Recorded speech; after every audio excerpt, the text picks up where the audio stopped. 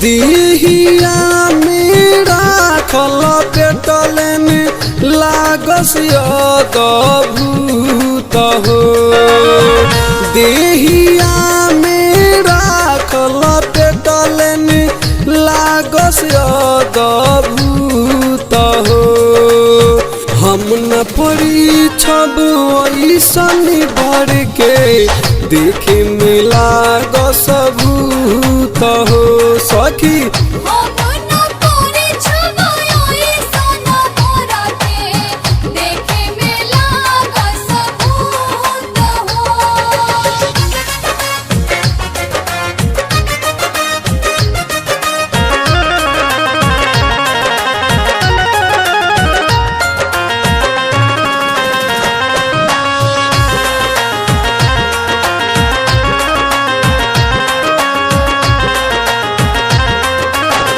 गाड़ी सफारी नहीं लैले बारात में सापावा बिघिनिया के अइले जमात में।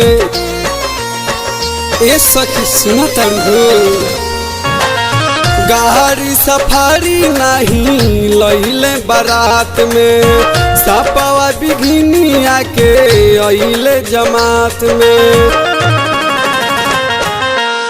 बादशाह पर चढ़ी के अइले भइले गौआ में शोर हो। हम न पड़ी छब ऐसन बर के देखे में लागस भूत हो सखी।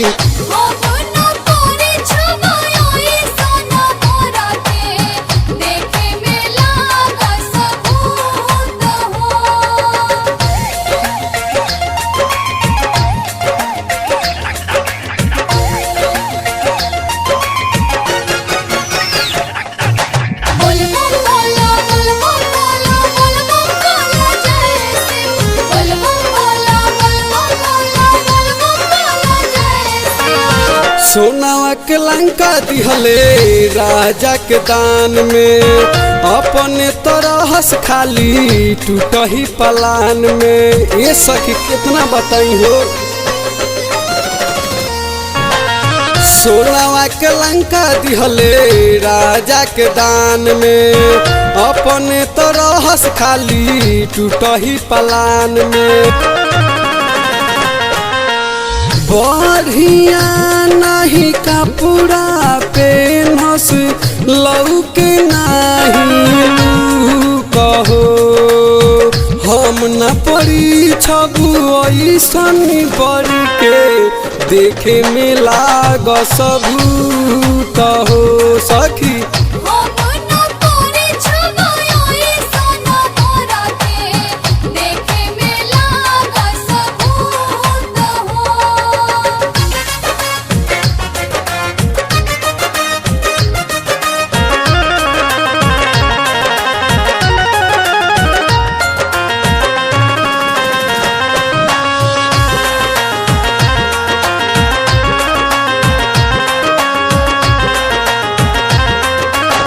लट बिखराइल रहे भूत के समान हो।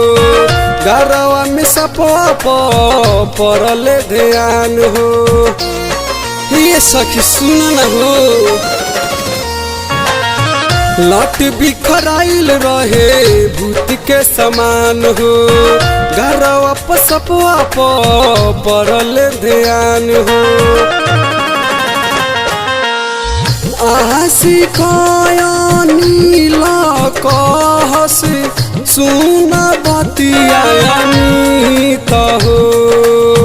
हम न पड़ी छबु ऐसन बर के देखे में लागस भूत हो सखी।